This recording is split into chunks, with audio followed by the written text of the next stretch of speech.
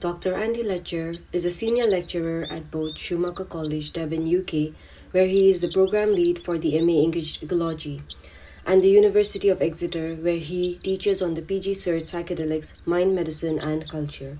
He is the author of Shroom, A Cultural History of Magic Mushroom, and numerous papers on psychedelics, ecology, animism, and paganism.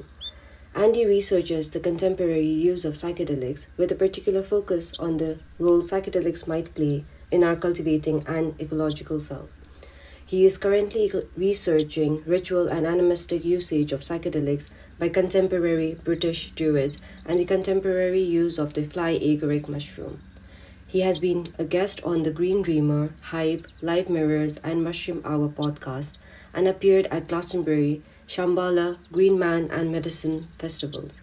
A folk musician, he plays English bagpipes, low whistle, and dark age lyre.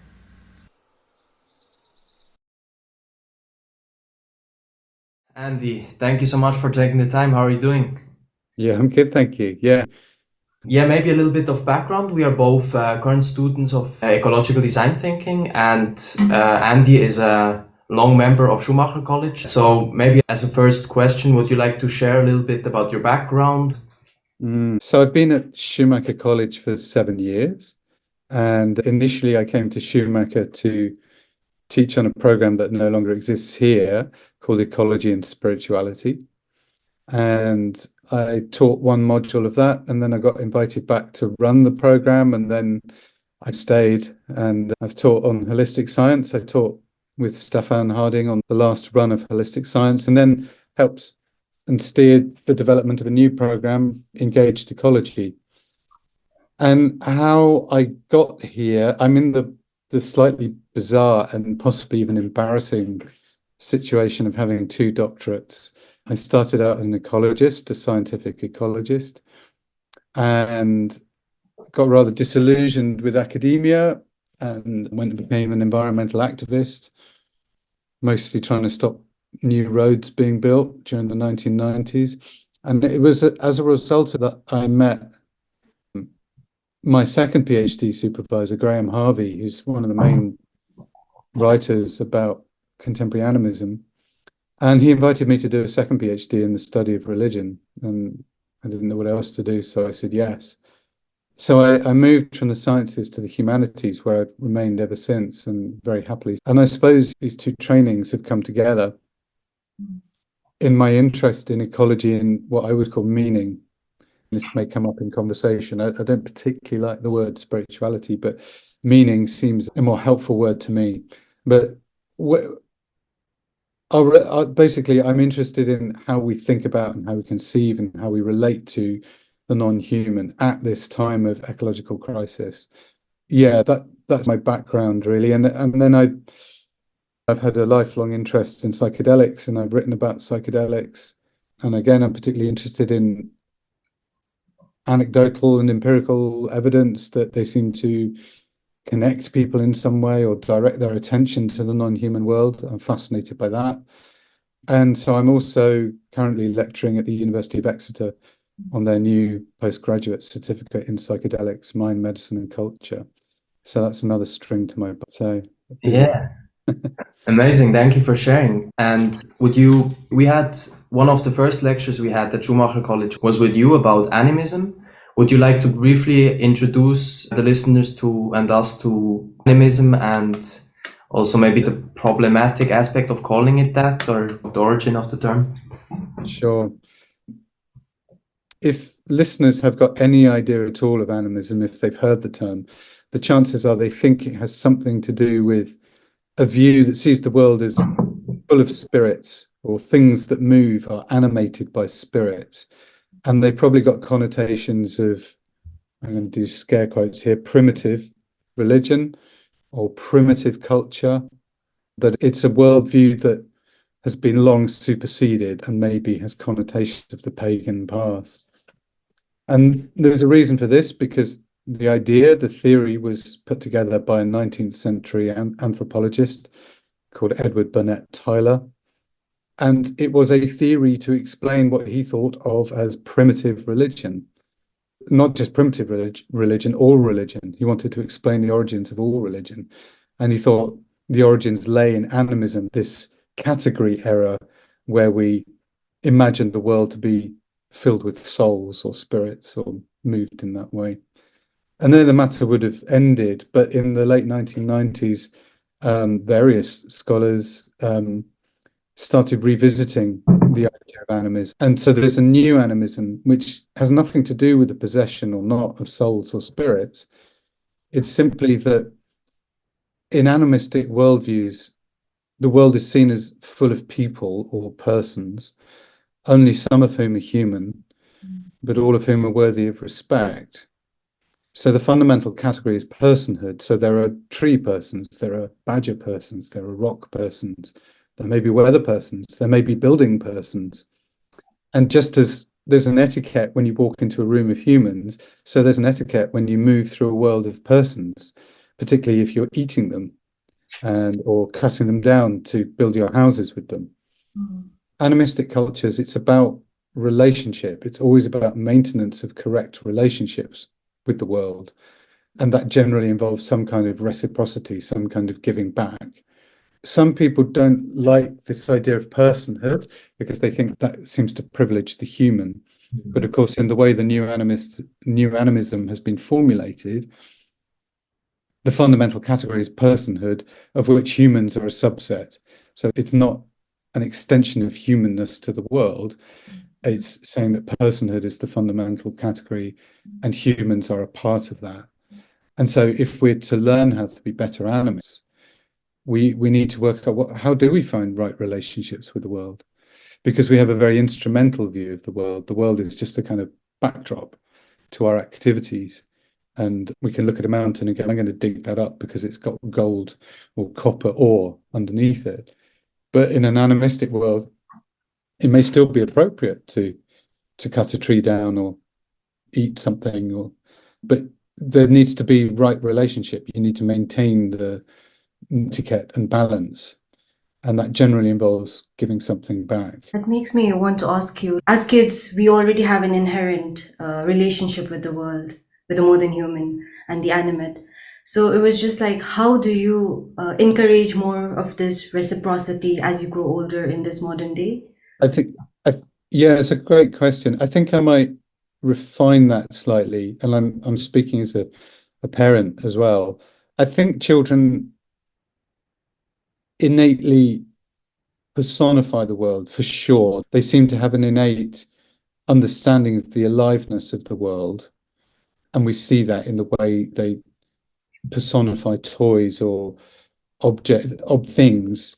However, they can also be brutal and they can thwack plants with branches because it's fun. So it doesn't mean they necessarily have right relationships with the world. And maybe part of an animist education is moving from that innate appreciation of the aliveness of the world to one of respectful relationships. And I think that maybe that etiquette probably has to be learned. And the best way of teaching it is not, I think, in the classroom, is through lived experience. And of course, there's the problem because most of us are not living, we're not brought up by in animist cultures with animist parents in an animist world. So to me, the fundamental thing about animism is a redirection of our attention away from the human to the non-human. And that is very difficult in our culture because our culture privileges what's happening in culture. And here we are looking at a screen, and I've spent most of my day in front of my laptop. I've not been out engaging with the weather, been torrential rain today, and social media and smartphones. All our attention is constantly on ourselves. But what happens when we redirect our attention and notice what's happening in the world around us? I'm speaking to you from Devon, and it's spring. The first signs of spring are happening. And what happens when we start to notice what those signs are? Subtle changes in the smell of the air. Like yesterday or the day before, I heard the first woodpecker drumming on a tree, or I heard the first blackbird singing, which to me is always a sign that spell of winter is broken. You can't, I don't think you can communicate that in school, because then it becomes something, again, you're distanced from that knowledge. We have to somehow plunge ourselves back into the world and immerse ourselves into the world around us, wherever we are. Yeah. And then what would you say about the cultures that are inherently already culturally practicing all of those, noticing of the world better, but is getting disconnected because of all these technological additions into our lives? I don't want to, modernity, it's very easy to knock modernity, right? Modernity is the bad guy. And yet I'm incredibly grateful for modernity. There's some great things. I've just complained about sitting in front of my laptop, but here we are having this conversation. And I have many such conversations that wouldn't be possible without modernity. So it's not without its benefits. But however, modernity is also responsible for the mess we're in, the ecological mess we're in. And part of that is that it creeps as a cultural influence around the world. And traditional cultures are understandably lured by Western values and Western technology, and they want it. And who can blame them? And who are we to say you can't have it? However, at the same time, I think we have much to learn from those traditional cultures, if and when it's appropriate for us to do so. I always say this, that we mustn't appropriate, we mustn't romanticize, and we mustn't universalize. But where that knowledge is offered freely, I'm thinking of a writer like Tyson Yunkaporta, the Australian Aboriginal academic, who is offering that knowledge freely, then I think, it behoves us to pay attention. And of course, you can still be a modern and be animist. I don't think they're antithetical positions. And of course, animism is not just something that's found in distant cultures. You don't really have to go very far back in European history to find animism. In fact, you can find it today. People behaving in animistic ways, they probably wouldn't call themselves that. That's an external label that we're putting on them. But yes, it's just this redirecting of our attention. Let me give you one example. During lockdown in London, I read about this in the paper. A group of activists were going out, and whenever a so-called weed was coming up through the pavement, they would put a ring around it in chalk and write its names, its Latin name and its common names. And to me, this was a beautiful act of delicate activism, maybe. Suddenly, something that people probably wouldn't notice or would see as a weed suddenly has a name. It's a plant, it's a being. An incredible thing. It's managed to eke out a living through this crack, or maybe it's even created the crack in our tarmac. And it has a name, and it has a place in the world, and then we've given our attention to it. What an amazing thing that is. Yeah, I really resonate with what you said there. I'd also really be curious to hear more on like the possible integration of these indigenous ways of seeing, and also what you said about children personifying, for example, toys. I'm also curious about this, like maybe what constitutes the non-human. Does that include all living beings? Does it include a river? Does it include a computer? Does it include a house? If you have anything to share about that, especially with the fact that there's like a global migration towards the urban and people are mostly surrounded by inanimate concrete blocks and humans, of course. So if you have anything to share about that. A couple of things. The first thing to say is that different animistic cultures put the boundary of personhood around different things and different beings. So what matters to one culture is going to be different to what matters to another. So there's a famous ethnology of the Koyukon people, make prayers to the raven, research conducted in the 1970s. And the Koyukon have their home in what we would call Alaska, so right up in the north, in the frozen north, and they were in the 70s, and I assume they still are now, hunters, and that's how they make their way in the world, by hunting animals. And so all their etiquette was about how you behave when you hunt an animal. and the etiquette varied from animal to animal, and it involved disposing of the bones in a certain way and butchering the meat in a certain way, perhaps in silence or saying certain prayers or whatever it is. But that would be very different from a Amazonian animism, where plants are way more important, and particularly working with certain plants. Animistic cultures put that boundary down differently. As Graham Harvey would say, what's respectful in one culture may be disrespectful in another. You have to know the local rules. And of course, I'm thinking of the Maori now and their meeting houses. I'm sorry, I can't remember the Maori name for the meeting houses, but they are regarded in some sense as having personhood. So a building that people have made has a kind of personhood. It's a place of the ancestors. And just because we've made it doesn't mean it's not a person. And I read an article recently, and I'm sorry, I could look it up. I can't remember the name of the book or the author, but he was arguing, why don't we treat our cars as animate? And he was talking about Jamaica, where for many years there was a trade embargo, wasn't there? And no new cars could get into Jamaica. So they became incredibly adept at keeping their 1950s cars on the road. And he was also talking about people who pimp their cars and decorate them in the most outrageous ways. He said, why aren't we all more like that? Because we treat a car, this most environmentally destructive thing, not just in the burning of fossil fuels, but the making of it, as something that we use for 7 years and then throw away. Shouldn't we all have an animistic relationship with our cars such that we do our damnedest to keep it on the road for as long as possible?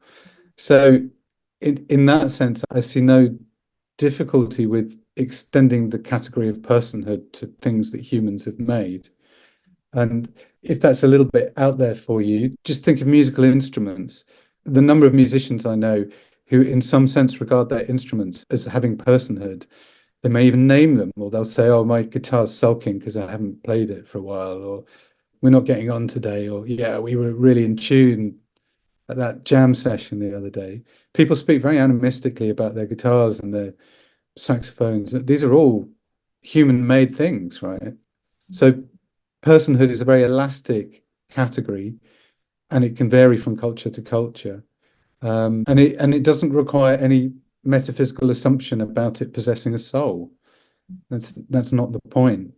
It's that this being, this thing, is worthy of our respect and respectful relationships. And so maybe the respectful way of owning a car at this time is to keep it on the road and keep it running as efficiently as you can. That's fascinating. And as you said, it's not far. Like I definitely have some sort of I'm not sure if it's a respectful relationship, but I have a relationship with my phone very much, and with objects I had for a long time that stayed with me in important moments or something like that. I have a relationship with them in a way, which is interesting. Also connected to that in a sense, we often speak of the Anthropocene as the geological era in which humans are a main geological force or something like that. And there seems to be also a debate about that, in the sense that this maybe also gives too much agency, or that the effects are clearly caused by humans, but the question is if the humans brought on that transformation through their own agency or through their own free will in that sense. I read an article by Daniel Christian Wall in which he spoke about the term Anthropocene, which speaks to that humans are, of course, part of ecology, and there's like an ecological process happening that brings about some sort of new era. It's sort of like a rite of passage for the planet. If you have anything I'd be really curious to hear your thoughts on that. So I've not read that article. I can't comment directly. In terms of the Anthropocene, there tend to be two debates. One is, when did it begin? There's committees meeting at the moment. In that strict scientific sense, it's a matter for geologists to decide. It was conceived as a geological idea, this idea that human activity is now so pervasive it is detectable in the geological record. And one possibility is with the detonation of the first atomic bomb. Another possibility is that it ought to start in 1610, where there was a noticeable dip in carbon dioxide levels in the atmosphere, because by that point, and this is a dreadful thing, but so many indigenous people were dead through colonialism in the Americas that the Americas was reforesting, and the trees were pulling carbon dioxide out of the atmosphere. So there's debates there about where the start of the Anthropocene should be. And then the second debate is, what should we call it? It's all very well to say this is a human created problem, but not all humans have created it equally. It's very much, maybe it's the capitalist scene, or Donna Haraway's Cthulhu scene or whatever. Obviously, we're talking about the deep entanglement of social problems and ecological problems, and there's no real way to disentangle them. As I said, I've not read the paper you've mentioned, but if it seems to be saying that we are perhaps unwittingly agents of some greater Gaian cause, I find that hard to accept, because it comes at a great cost of human and biological suffering. And that's not a view I would subscribe to. But as I said, I've not read it, so I can't really say. That was prefaced with an if. Yeah, no, that's an interesting point. And in that, maybe, what is, in your opinion, the role of humanities and arts and of discussions like these in times of, as you said, ecological collapse, where there is a huge amount of suffering for both humans and non-humans? What is the role of humanities? Why are we not on the streets protesting, trying to solve the problem? Or what might be the issue with even saying something like solving the problem? What is the role of more philosophical inquiries in this time of crisis?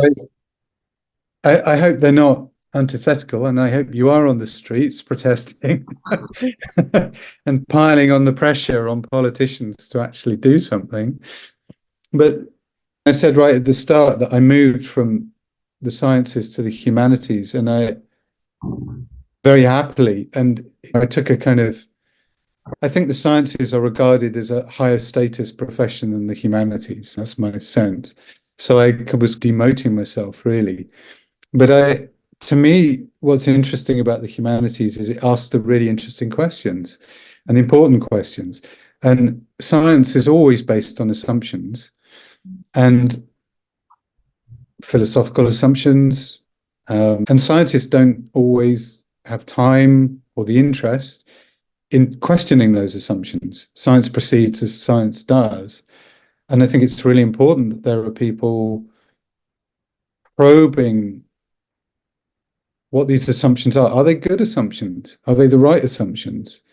So let me give you a concrete example. There's a huge amount of discussion at the moment about connection to nature and how beneficial that is for humans. And I'm not going to disagree with that, but I'm going to disagree with this word nature, because that very statement that we need to reconnect with nature implies that it's possible to be disconnected from nature, which is the great myth of modernity, that we can somehow get our scissors out and cut around the dotted line of humanity, and we're just somehow disembodied observers looking in on the world, when of course we're deeply embroiled. We are nature. I'm a teeming ecosystem of bacteria and yeasts and fungi and parasites. And every action I do, every breath I take is affecting the climate in some way. I'm a carbon dioxide releaser. You can multiply the examples. So that's where the humanities perspective, a philosophical perspective, is really helpful. It can mean we ask better questions. It can mean we do science better. And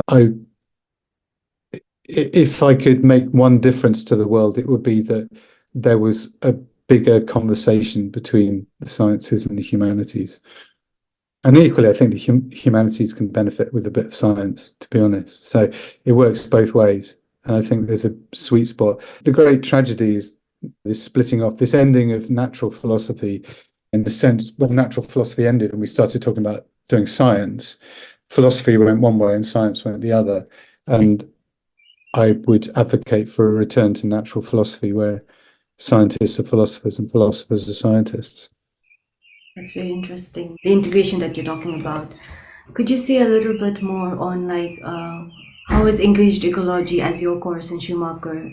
How is it special to you, and how does that work together to integrate in some form? I can't answer that question without noticing the bird singing in the background at your end, which I think is a missel thrush. Okay, you've got a missel thrush singing along. Missel thrush is one of the first to start singing in the spring, and their other name, their common name is the stormcock, because they often sing during storms. And so maybe there it is. I've illustrated what engaged ecology is all about. What do I say to people? It's an environmental humanities program that's practice-based.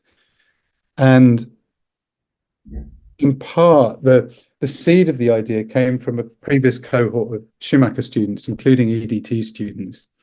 And we sat them down and we said, if you were to create your ideal Schumacher degree, what would it look like? And unanimously around the table, everyone said we would want it to be practice-based. And as someone who's always wanting people to read more, I slightly rolled my eyes. I thought, I don't want anything to do with this. And then I was walking up to my office, which was then in High Cross House, and I just had a brainwave on the cricket pitch. And I suddenly thought how it could be done. And the idea was that if we could do things as tools to think with. So we would gain two things. First of all, we would gain some practical knowledge, which could be useful. And then we could use that as a way to think about these problems. So let me give you an example. We spend a day with students learning how to make fire by friction with a bow drill. So this is the ingenious piece of human technology that is probably hundreds of thousands of years old, where you have a bow drill and you move it backwards and forwards and you generate a glowing coal, which you can then coax into a flame. And we normally do this time of year, normally in the woods in the pouring rain. And it turns out it's actually quite difficult to light fire by friction. You need to practice it probably for months every day to really get the hang of it. And so the next day, we then go into a discussion on climate change and the Anthropocene, exactly the conversation we've been having. But now we're coming in with a slightly different perspective, which is that it's this relationship with fire that defines us as humans in one sense. You could argue that it's one of the defining features of us as a species is that for however many tens of thousands of years, we have had this technology of fire. Combustion is what defines us. Combustion is what has enabled us to spread from Africa around the world, because what fire is, or what it enables, is it's an external stomach. So we can pre-digest all manners of foods that we couldn't otherwise eat. We can cook meat, we can cook plants that would be indigestible. Beans, we can cook them. And yeah, it's this relationship with fire, with combustion, that's got us into this mess. And we take it for granted. I can turn on the hot water tap behind me and hot water miraculously appears from my boiler. I don't even have to think about fire. But when I've sat in the woods getting cold and wet and miserable, sitting there with my bow drill trying to coax a flame, I come in with a different perspective. So that, in a sense, was the genesis of the idea. And it's trying to get us to rethink our relationship to place, our relationship to ourselves. What would an ecological self look like? What would it look like if we possessed an ecological self? And then, because Schumacher students always find it hard to leave, what are you going to do? What are you going to do with this knowledge? How are you going to act in service of the needs of the time?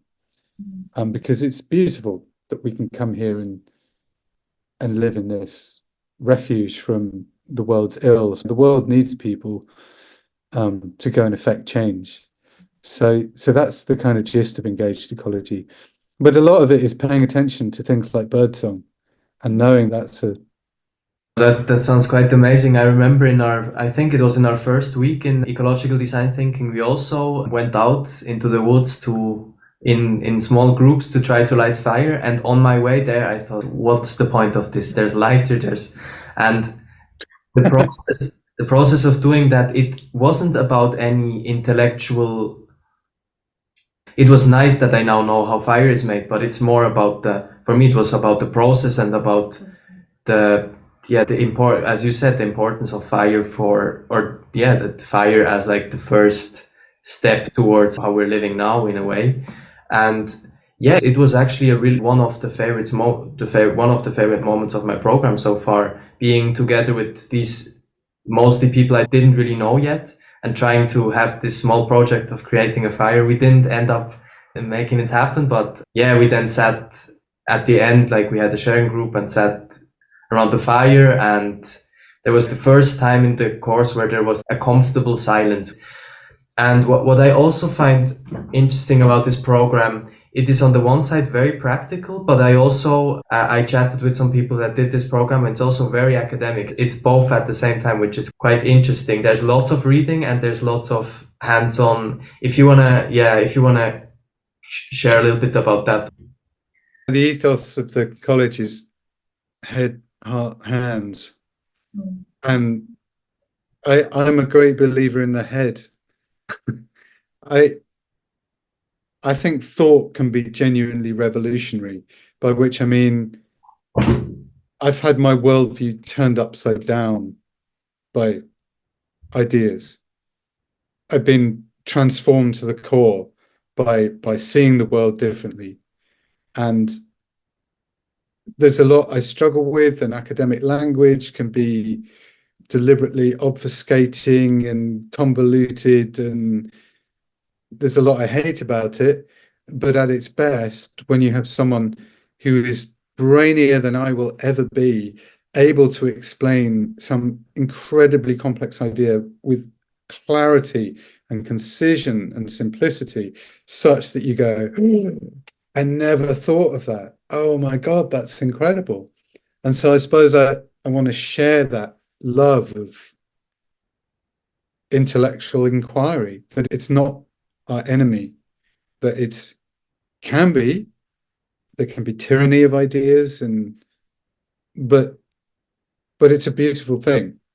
Done well, it's a beautiful thing. And I want to share my love of that, really. That's been the sort of defining quest of my life, is wanting to try and understand why I see the world as I do, almost wanting to stand outside myself, sometimes to free myself from the ideas that I just accepted as a child or as a teenager or whatever. And part of my interest in psychedelics was always the hope. That's what psychedelics did. They enabled you to see yourself from a different perspective. But in the same way, theory and philosophy can do that. So in a sense, I see it all as part of the same, dare I say it, religious quest of seeking truth. I'm not sure I've found truth yet, but I'm still seeking it. And I think intellectual inquiry is one helpful way. And at the very least, it helps us cut away what we don't need, helps us refine our thought and work out what we do think and work out where we're being inconsistent. And yeah, it's a tool. The flip side of it, in the Western magical tradition, the mind is represented by the element of air, which is represented by the sword. And I think the sword is a good metaphor for the mind. in that it cuts, it divides, we analyze, we divide things, we create categories. But it's not a creative tool. It can be. You can whittle something with a knife. But yeah, so we need to be aware of the mind and what it can do and what it can't do. Its limitations. Yeah, thank you for sharing that. And that really nicely ties also with the topic I'd like to explore with you. You wrote a book about magic mushrooms, if I'm correct about that. And I'd really be interested to hear also your experience of the relationship of the Western world with psychedelics. There's, as you said, I also believe there's a huge potential in them. And there's also great responsibility with taking them and facilitating spaces for them. And I just find it interesting. There are quite some people in Silicon Valley, for example, which I would say are, some of them are very much responsible for a lot of the culture wars and so on. So it seems to be possible to have profound experiences on psychedelics, or to have psychedelic experiences, even spiritual experiences, and still in the physical world being a quite destructive force. So also with the new age movement, if you want to call it that, that often has somewhat of a rejection of the intellect. I feel that it is jumping from the maybe overly intellectual, even if it is very ideological modernity, to a so only embodied, only spiritual approach, which I see as problematic. I also read somewhere that actually a very common belief in Silicon Valley is some sort of Western Buddhism, which I find very interesting. Yeah, if you have any thoughts on the possibilities and also the dangers, or on how to engage with it in a constructive way. There's a great question and a big question. And I also want to acknowledge the wood pigeon you've got all the birds at your end. The first thing to say is that it's quite clear that not everybody should be taking psychedelics, and there are risks involved. And I would like a world in which people who want to take psychedelics can do safely in a variety of contexts. And that requires education and information. So people need to be able to make informed choices. I suppose I am fundamentally in favor of cognitive liberty, that people should be able to adjust their consciousness as they see fit, but provided they do so in a way that is informed. It's quite clear that psychedelics aren't a magic pill that's going to save the world, because as you rightly point out, there's a right-wing psychedelia and there's a capitalist psychedelia. And as we move to a world in which psychedelics become legitimate in some sense, there's a lot of people trying to cash in on this. And I just favor a plurality of contexts. I would hate it to be that the only legitimate context for taking psychedelics is the clinic. Why can't people take these things recreationally for pleasure?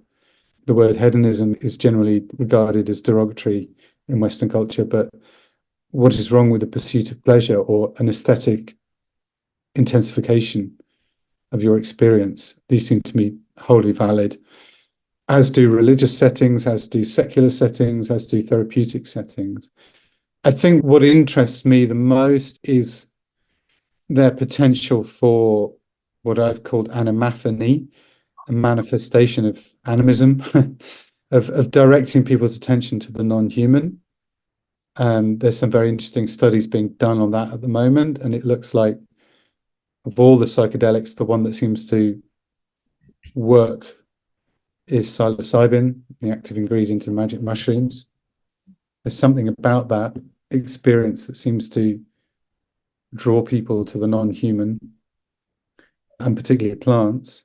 But by what mechanism, nobody knows at the moment. But I would argue maybe through the agency of the mushroom. Maybe the mushroom has agency. That doesn't necessarily mean it's conscious, but it definitely has agency. So yeah, it's an amazing time to be thinking about this subject, because so much is happening and so fast. And it's almost happening so fast that we need another 50 years to get a handle on what's happening right now. But like any new discovery, it will be taken in a million different directions, not all of which, as good Schumacher students, we would approve of. Mm. But at their best, they can bring healing, they can bring connection, and they can bring awareness of are having a meaningful place in this world. And that seems to me a very timely thing. But a lot of that is dependent on the context in which they're taken. That's a great point. Maybe as a sort of last question, if you would like to speak to your relationship with hope, what gives you hope? Do you think hope is a useful concept in the current ecological or also social situation? And so when I was a kid, I remember vividly a teacher reading us the story of Demeter and Persephone. No, not that one. Pandora's box. All the ills of the world being released. But don't worry, there was hope at the end of it. And I always thought, oh, hope is a good thing, until it was pointed out to me that even back in antiquity, some people read that story very differently, that hope was the final affliction upon humanity by Zeus, because hope stops you acting. It renders you inactive, quietist. You're sitting there hoping that something will get better rather than doing something about it. I feel very mixed about hope. Honestly, I'm not very hopeful about climate change. I think it's too late, actually. I think the way the world is going, we're going to burn all the fossil fuels. It just seems to be that the more we burn, the more lucrative it becomes to dig up the rest. So I don't know how you stop that. And the denial, just the way people have flipped the world. So up is down and down is up. And there's some graffiti on lampposts nearby where people are claiming that carbon dioxide is actually cooling the planet. It beggars belief. So I'm not particularly hopeful. I'm not hopeful for humanity. I'm hopeful for life. I think life is tenacious, and who knows what extraordinary life forms will be here in 1,000, 10,000, million years. At the same time, I'm not going to give up with that fight. I'm a pragmatist, I think. The world is, okay, if I've taught anything, the message I would want to get across is that the world is exquisitely beautiful. To be aware of our aliveness and being in this world is what a gift, to be on this world where we have wood pigeons and stormcocks and whatever that plant is. I'm not so good on plants, that's behind you, and sunsets and springs and monsoons. Incredible. And that, I think there's a place for humans here, a place for people who can respond to the world in that way. And that seems to me a dreadful shame if we screw it up so badly that we're no longer here. But if we're no longer here, all species go extinct. Maybe this is our moment, but I think it'd be a shame. So I'm going to try and do what I can to prevent humans from their own folly. But our folly is infinite and our wisdom small. Wow, this has been beautiful. So thank you so much for joining us in this conversation. You gave so much depth to our such wide nature of our conversation. And thank you for acknowledging all the aliveness around us, the bird songs, and even allowing us to recognize those songs in our background. Thank you so much for being here. Oh, it's a pleasure. Thank you. I've really enjoyed the conversation.